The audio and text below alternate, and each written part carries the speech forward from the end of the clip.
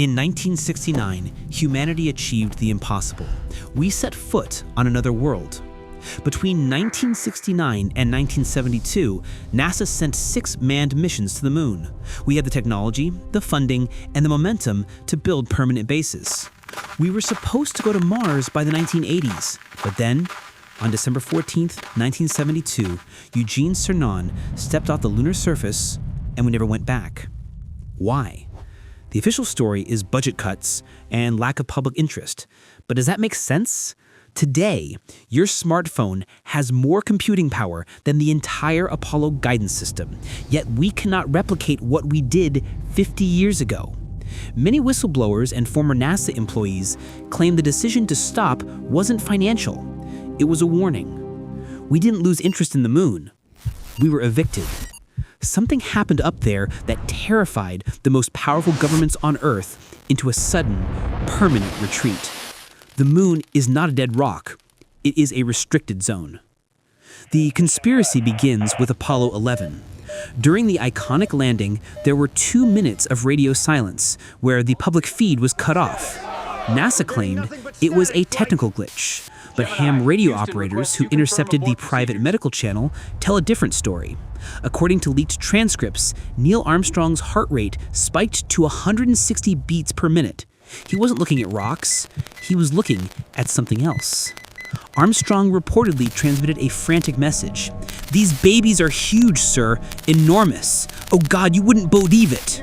I'm telling you, there are other spacecraft out there, lined up on the far side of the crater edge. They're watching us." When the feed returned, the astronauts were calm, almost robotic. For decades, Armstrong refused to speak about the details of the event. Was he silenced? The technical glitch might have been a desperate attempt to censor the first alien contact in human history. To understand the secret, you must understand the geography of the moon. The moon is tidally locked to Earth. This means it rotates at the exact same speed it orbits, so we only ever see one face. The dark side, or the far side, always faces away from us. It is the perfect blind spot. It is the only place in the solar system where you can hide a massive base from Earth's telescopes. During the Apollo 8 mission, astronauts became the first humans to orbit the dark side. As they passed into the radio blackout zone, they reported strange sounds, a woo-woo space music that defied explanation. Later, satellite imagery revealed strange geometric structures on the far side, massive towers, perfectly square craters, and bridges that look unnatural. If an advanced civilization wanted to watch us without being seen, the dark side of the moon is the ultimate observation post, and we walked right into their backyard. Officially, Apollo 17 was the final mission, but deep within the archives of conspiracy lore lies the story of Apollo 18. According to leaked documents from the Department of Defense, this was a black-budget mission launched in 1974, 2 years after the program officially ended. The objective wasn't scientific, it was military. They were sent to investigate a crash site on the dark side. The mission was classified top secret. The astronauts reportedly found a Soviet lander that had gone silent. Inside, they found the cosmonauts, but they hadn't died from the crash. Their suits were torn open from the outside. The footage allegedly recovered from Apollo 18 shows the astronauts being hunted by rock-like parasitic creatures that blend perfectly with the lunar soil. The mission was scrubbed from history. The astronauts were listed as dying in training accidents on Earth. Apollo 18 is the reason we don't go back. We realized we are not the apex predators there. Ken Johnston was a manager for NASA's Data and Photo Control Department during the Apollo missions. In 2007, he came forward with a shocking claim. NASA ordered him to destroy thousands of original photo negatives. Why? Because the photos showed artificial ruins. Johnston refused and saved some of the images. The leaked photos appear to show massive, translucent glass towers reaching miles into the black sky. Other images show the shard, a towering geometric structure that casts a shadow too long to be natural. Skeptics call it pareidolia, a trick of the light, but image analysts argue that the geometry is too perfect. These structures look like the remnants of an ancient mining operation or a forward operating base. If these ruins exist, it means someone was mining the moon thousands of years before us, and perhaps they never left.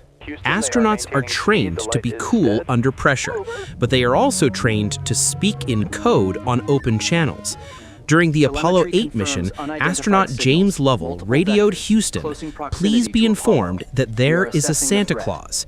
It sounds like a joke, but in NASA's internal code, Santa Claus referred to extraterrestrial craft. Walter Schirra aboard Mercury 8 also used the code name Santa Claus to describe unidentified glowing objects following his capsule. Why use code words if there is nothing to hide? This suggests a protocol was already in place. NASA expected an encounter. They knew we weren't alone. The astronauts were not explorers discovering a new world. They were trespassers entering a territory that was already occupied. The Santa Claus transmission wasn't a holiday greeting. It was a confirmation of contact. For decades, only the US had boots on the ground, but recently, China landed the Chang'e 4 rover on the far side of the moon. In 2019, the rover beamed back an image that shocked the world, a mystery hut. It was a perfectly cube-shaped object sitting on the horizon. The Chinese space agency called it a cyberpunk city. Weeks later, as the rover got closer, they claimed it was just a rabbit-shaped rock. The story died instantly, but conspiracy theorists argue this fits the pattern of the global cover-up. Whenever a space agency gets too close to the truth, the feed is cut or the object is dismissed as a rock. Is there a global agreement between superpowers to hide the moon's reality? India's Chandrayaan-3 also landed near the South Pole recently. As more nations go up, the secret becomes harder to keep. The rock might have been a bunker. So why haven't we returned? Maybe it's not about money. Maybe it's about survival. The zoo hypothesis suggests that Earth is a protected nature preserve, and the moon is the observation tower. The aliens, or the Watchers, allow us to look, but not to touch. We are allowed to send robots, orbiters, and probes, but permanent human colonization is forbidden. When we crashed rockets into the moon to test for water, LCROS mission, the moon rang like a bell for hours, suggesting it might be hollow or honeycombed with massive underground tunnels. We are not going back because we were given a warning. Do not return. We are looking at Mars now, not because it's better, but because the moon is already taken. We are grounded on Earth, looking up at a satellite that is actually a keep out sign.